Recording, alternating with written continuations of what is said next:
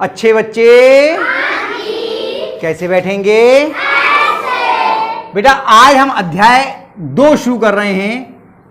यह है पूर्ण संख्याएं, अंग्रेजी में बोलते हैं इसको होल नंबर।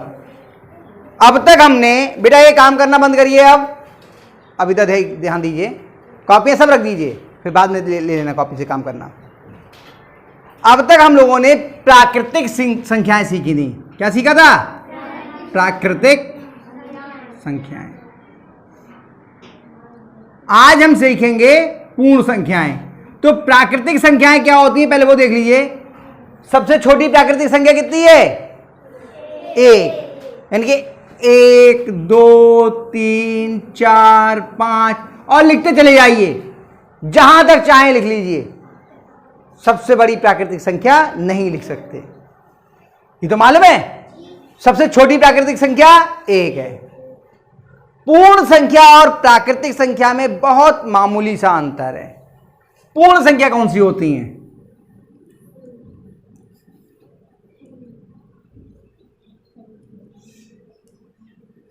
इन्हीं प्राकृतिक संख्या जो 1 से शुरू हो रही है, इससे पहले 0 होता है। इससे पहले कितना था? ये अगर 0 से शुरू हो जाएं तो यही क्या हो गई आपकी पूर्ण संख्याएं। क्या हो गई? और इसको भी सबसे बड़ी पूर्ण संख्या नहीं लिख सकते। तो सबसे छोटी पूर्ण संख्या कौन होता है? और सबसे बड़ी नहीं लिख सकते, नहीं लिख सकते। हो गया? यानी कि अगर प्राकृतिक संख्याएं 1 से शुरू होती हैं, इसमें 0 और मिला दें। क्या करें? इसमें 0 और मिला दें तो आपकी ये क्या बन जाएगी? पूर्ण संख्याएं। बात समझ में आ गई? अब हम लोग प्रश्नावली को हल करना शुरू करते हैं। पहला प्रश्न क्या है? सबसे छोटी, देखो आप किताब खोल लो आप लोग अपनी, पेज नंबर 14 है। पेज नंबर 14 पर यह है अभ्यास, अभ्यास 2A। हाँ निकाल ली। अब पढ़ते हैं हम लोग। देखिए पहला प्रश्न। तो हम लोगों ने ये देख लिया कि प्राकृतिक संख्या कितने से शुरू होती हैं? 1 से। सबसे छोटी प्राकृतिक संख्या कितनी है? और सबसे बड़ी प्राकृतिक संख्या हम नहीं लिख सकते। सबसे छोटी पूर्ण संख्या कौन है? और यही आपका पहला प्रश्न भी है कि सबसे छोटी पूर्ण संख्या बताइए। क्या हो गई सबसे छोटी पूर्ण संख्या? 0। आप 0 ऐसे लिख सकते हैं और हिंदी में यानी शब्दों में भी लिख दीजिए 0। हो गया, पहला प्रश्न हल हो गया। अब दूसरे प्रश्न की बात करते हैं। क्या है दूसरा प्रश्न? संख्या रेखा पर निम्नांकित पूर्ण संख्याओं को प्रदर्शित कीजिए। 0 1 2 3 4 5 6 7। क्या करेंगे? आप स्केल से एक सीधी रेखा खींचेंगे, ठीक है, और यहां डॉट लगा लेंगे 0। पहले थोड़ी थोड़ी दूर पे लगा दिए।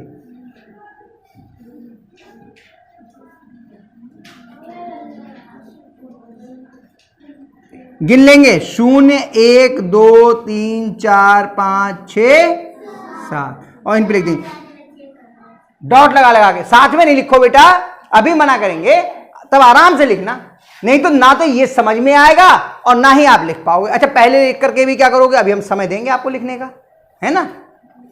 तो ये हुआ 0 1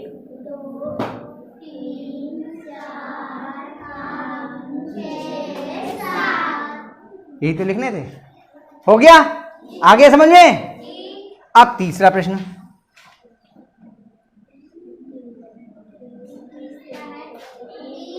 तीन क्रमागत पूर्ण संख्याओं में पहली और तीसरी का योगफल 28 है। संख्याएं ज्ञात कीजिए। अब क्रमागत संख्याएं होती कैसे हैं? देखो, जैसे क्रमागत क्रम आगत, क्रम से आने वाली, ये 2 3 4 ये क्रमागत हो गई, 3 4 5 ये क्रमागत हो गई, 4 5 6 ये क्रमागत हो गई, 18 19 20 ये क्रमागत हो गई। ऐसी तो होती हैं। इनका नियम क्या है? ये पहली संख्या मान लो 3 है, तो इसमें और इसमें क्या संबंध है? इसमें कितना जोड़े कि ये आ जाए 1, और फिर इसमें 1 जोड़े तो ये आ जाएगी, यानी इसमें 2 जोड़ दें तो ये आ जाएगी ना। 3 में 1 जोड़ा तो अगली आई, और 3 में 2 जोड़ा तो उससे अगली आई, 3 में 3 जोड़ा तो उससे अगली आई। यही तो हुआ। यानी क्रमागत संख्याएं अगर पहली संख्या ए हो तो दूसरी कितनी होगी, ए में 1 जोड़ दो, तीसरी कितनी होगी, ए में 2 जोड़ दो, चौथी कितनी होगी, ए में 3 जोड़ दो। यही तो होगी। लेकिन बीजगणित तो अभी हमने सीखी नहीं है, लेकिन करना ऐसे ही पड़ेगा, ऐसे ही कर लेते हैं हम लोग। तो माना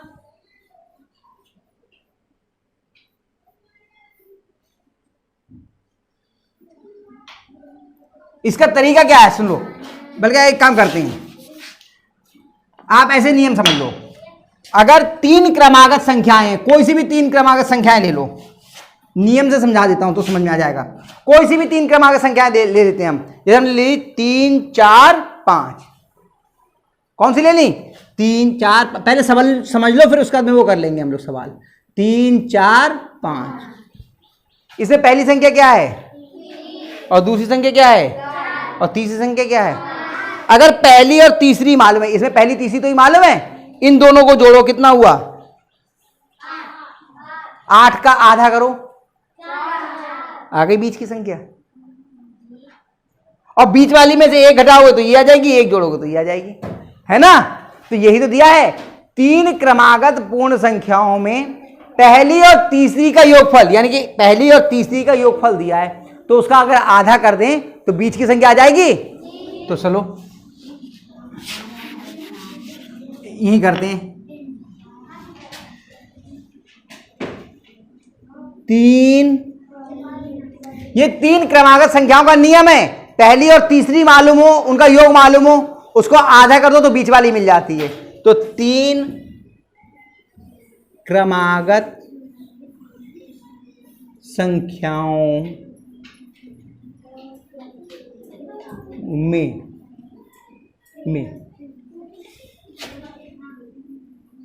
बीच की संख्या बराबर प्रथम और, आपस में बेटा बोल रहे हो, मैं यहां लिख के समझा रहा हूं, समझ में कुछ नहीं आएगा आपको। मैं कुछ देर रोक दे रहा हूं, आप लोग पहले बातें कर लो फिर बाद में पढ़ लेना। ऐसा कर दें तो क्यों बातें कर रहे हो, मैंने कहा यहां समझ लो, नियम बता रहे हैं। गणित में नियम ही से काम होता है, नहीं तो नियम समझ में ही नहीं आएंगे, फिर कहोगे ये पता नहीं कैसे कर दिया सर ने, है ना। प्रथम और तृतीय संख्या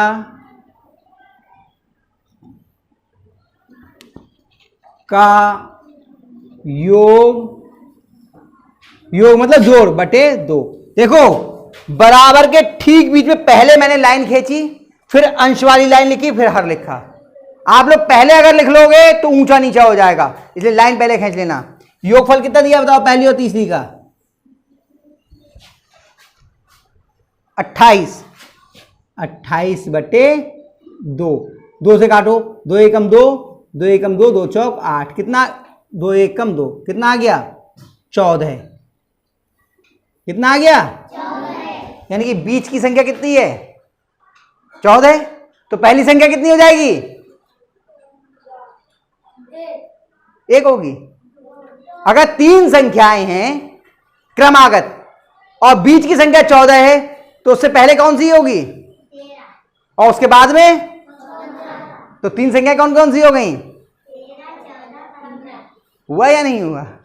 तो हम यहां पे लिख लेते हैं, लाओ यही बना देते हैं, यानी कि इधर बना दिया मैंने, ठीक है। प्रथम संख्या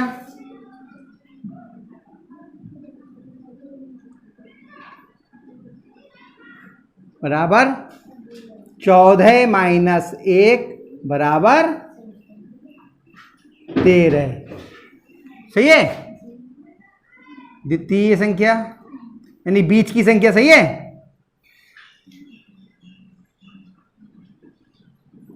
बराबर 14, और तीसरी यानी तृतीय संख्या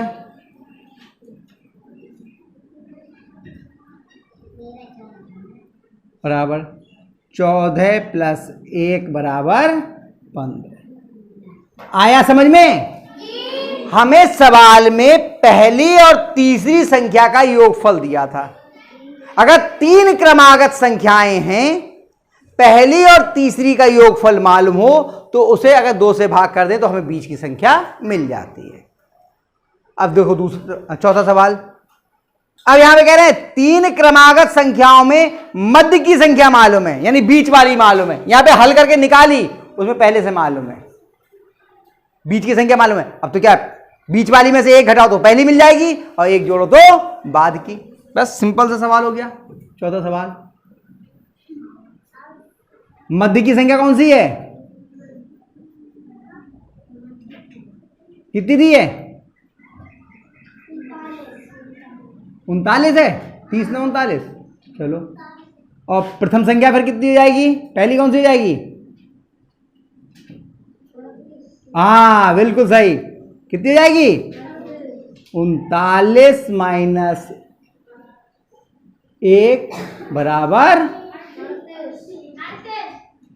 और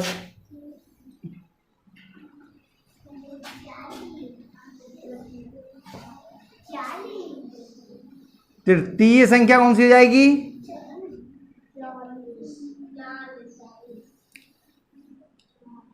39 प्लस 1, उसमें 1 जुड़ जाएगा बराबर। अगर बीच की संख्या मालूम हो तो उसमें 1 जोड़ देंगे तो आखिर वाली मिल जाएगी। 3 क्रमागत संख्याओं के लिए है ये नियम, केवल अगर 3 क्रमागत संख्या बोल रहे हैं तो। ठीक है, चलिए ये चौथा सवाल भी हो गया। और पांचवा, प्राकृतिक संख्याओं। बेटा दूसरों पे ध्यान दे रहे हो, आप अपने काम पे ध्यान दो ना। आपके दूसरी की कॉपी में झांक रही हो पूरे टाइम, इधर देखो। प्राकृतिक संख्याओं के समूह में किस संख्या को सम्मिलित कर लेने पर वह पूर्ण संख्याओं का समूह बन जाता है? बताओ, प्राकृतिक संख्याओं में क्या मिला दें कि वह पूर्ण संख्याएं बन जाएं? शून्य। बिल्कुल सही, ये तो अभी बताया था। प्राकृतिक संख्याएं ये हैं, इनमें हमने क्या किया? शून्य बढ़ा दिया, तो ये क्या बन गया? पूर्ण संख्याएं। तो क्या हो जाएगा? शून्य, यानी कि शून्य। ये आपकी अभ्यास मैंने पूरी करवा दी। आई बात समझ में? पक्का? तो पहले ये लिख लेंगे, और ये वाला जो लिखा है मैंने ब्लैक बोर्ड में, नया पन्ना तो था नहीं, ये इसके नीचे लिखना, कहीं ऐसे ही बना दो। ठीक है, ये जो बनाया है मैंने ये इसके नीचे लिखना, ऐसे ही मत बनाना। पहले ये उतरेगा पूरा, उसके बाद में ये उतार लीजिए। इसके लिए ट्राई करते हैं। ठीक है।